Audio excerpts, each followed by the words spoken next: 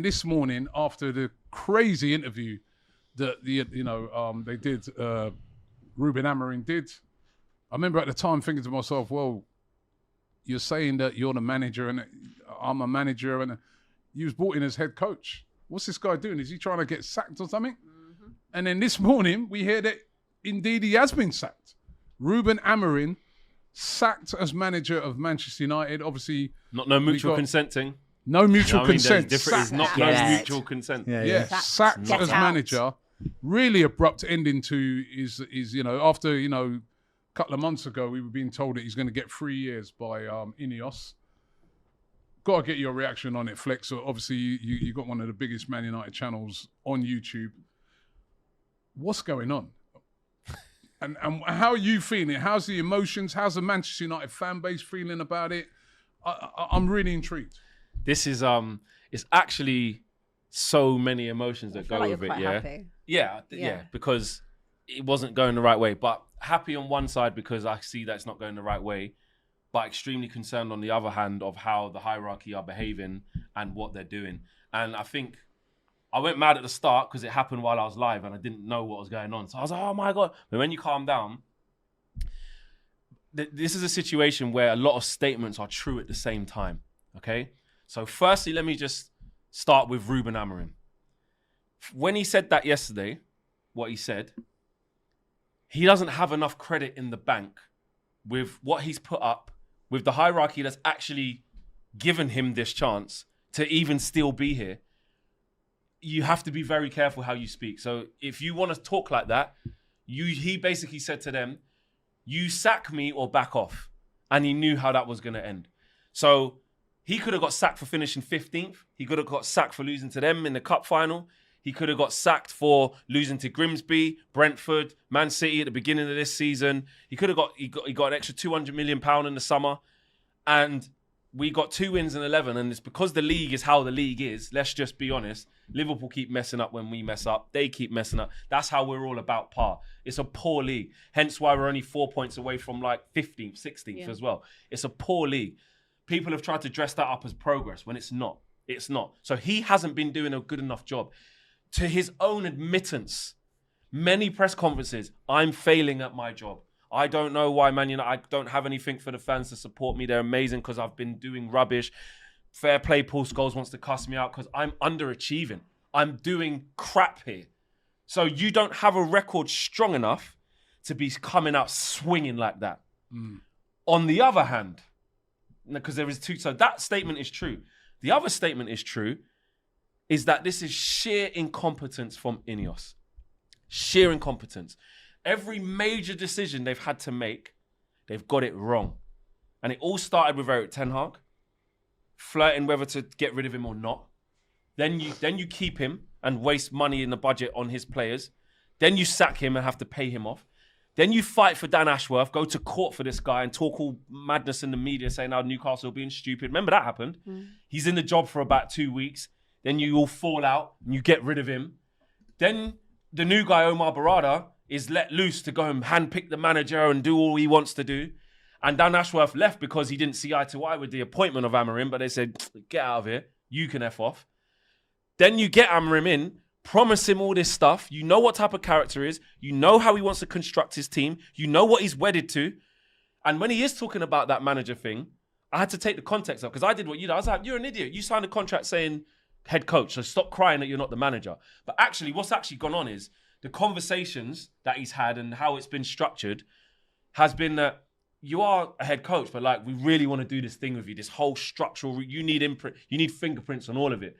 And that's backed up by the thing these clowns are saying in public. In the last international break, Sir Jim Ratcliffe was doing up, we need to give this guy 3 years.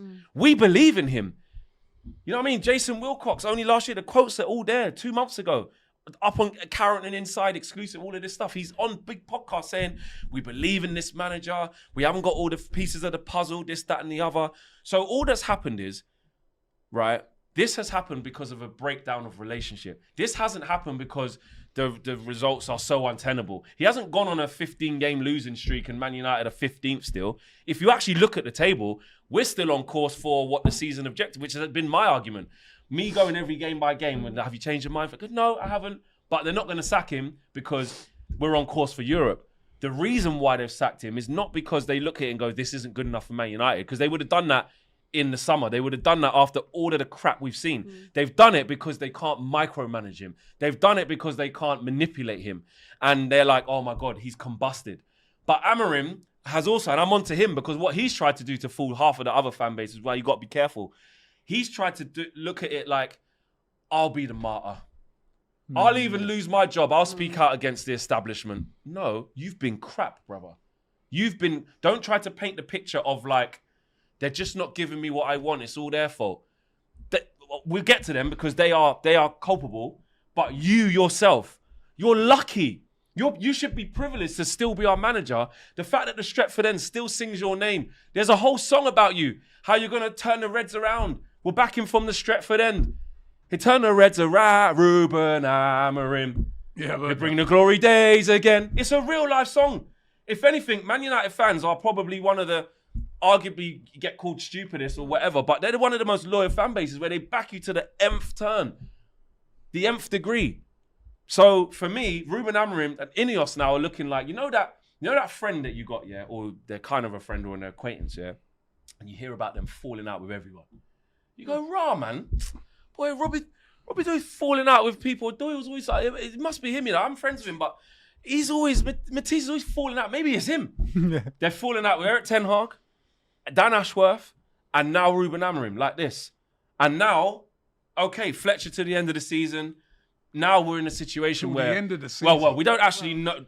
Ornstein said it's likely. That's the point, though. We It's don't like, know. what now? I What don't you've done is trust just them. put us in a position where it's like, what I now? don't trust them one iota to make good, positive decisions from here. Do you Now, think when they I could go for Maresca? maybe Because Oh my Maresca- Robbie. Well, Maresca used to work anything. with Yeah, he those used to work with guys them at in City. City. I'm saying anything is on the table. You know why? Because they lie.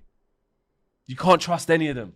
Even Amorim. Amorim against Grimsby said, you know, they can change the players. They can't change 20 players. So it might have to be me. Then the next day he's like, I'm not going to quit. I'm just emotional. Jim Ratcliffe said, Dan Ashworth's the best in class. We want him. Got rid of him. Then he said, I want to give Ruben 3 years. He's a good coach. We believe him. Now he's gone. I don't believe a word any of you lot say. Let's be real. So now we're in a position where the only thing I do semi-agree with at the minute, whilst taking this all in, is that clearly they want to avoid what happened last year, which is bringing in a manager halfway through the season, trying to change a lot of stuff, and they ain't got the players, and you ain't got this, that. So do you just get some calm? You got one game a week. The idea would be that it's only for the first couple of games. We'll see. Fletcher's a Man United guy. You talk about a yes man. This is more yes man than Liam Rosenior. He's interim. Under 18s. This is Callum McFarlane. This is him. Yeah. This is him, but he might actually get more games. So he's definitely they're gonna go, don't be doing none of that 3-4-3 rubbish. Yeah. Here's what you're gonna do, Darren. You're gonna play the Man United way. You're gonna play 4 at the back and just give the fans something like an Ollie vibe. Just get some smiles. And you know what? It might work. It might actually work because you go, listen, guys, we just play 4-3-3. I don't know how long it'll be. The players will respect Darren because he's been around it. And he won't do a Rangnick of trying to tell, man, you must do this. He'll just fall in line, get some smiles going, simplify the thing. When Kobe gets back, right, you can get in next to Casemiro. Bruno, you go in the 10. One of Amadon and Bumo, you sit. One of you go right wing. Kuna, you go from the left. Sesko, you go up front. Let's go play.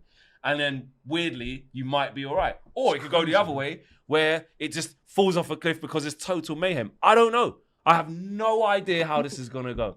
But on one hand, you guys know my feelings when you were trying to reconvince me after Grimsby. But yeah, but if you flip-flop there, I told you guys no. Nothing is, we've got 2 wins and 11. It's only because the league's poor that it looks like progress. So I'm not wedded to Ruben Amorim. I'm not wedded to, I'm not like, oh my God, I did quite like him. It's great. Yeah, as a person, I like him. But like, he's not a good manager.